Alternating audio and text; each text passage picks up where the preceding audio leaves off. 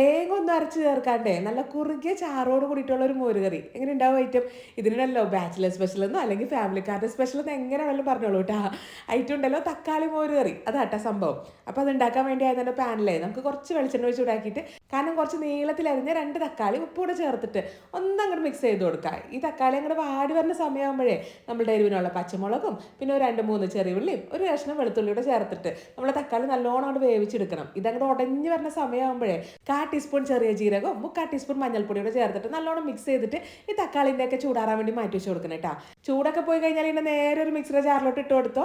ഇനി ഉണ്ടല്ലോ ഇത് കണ്ട നമ്മുടെ ലെബൺ ഫ്രഷ് ലെബൺ മോരാട്ട ഐറ്റം ഇതിനാകുമ്പോഴേ വലിയ പുളിയൊന്നും ഉണ്ടാവില്ല. ആദ്യം കുറച്ച് നമുക്ക് മോരൊഴിച്ച് കൊടുക്കുക, എന്നിട്ട് നന്നായിട്ട് അടിച്ചെടുക്കുക.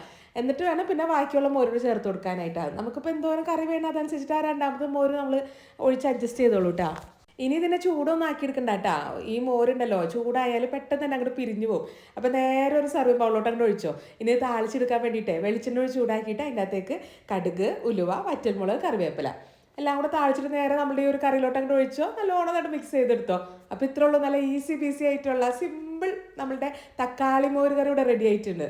ഇതുണ്ടല്ലോ ചോറിലൊക്കെ ഒഴിച്ച് കാണിച്ചു തരണം എന്നൊക്കെ ഉണ്ടായിരുന്നു എനിക്ക്. പക്ഷേ അതിന് ചോറും കൂടെ റെഡി ആവണമല്ലോ, എന്നാലല്ലേ കാര്യം നടക്കുള്ളൂ.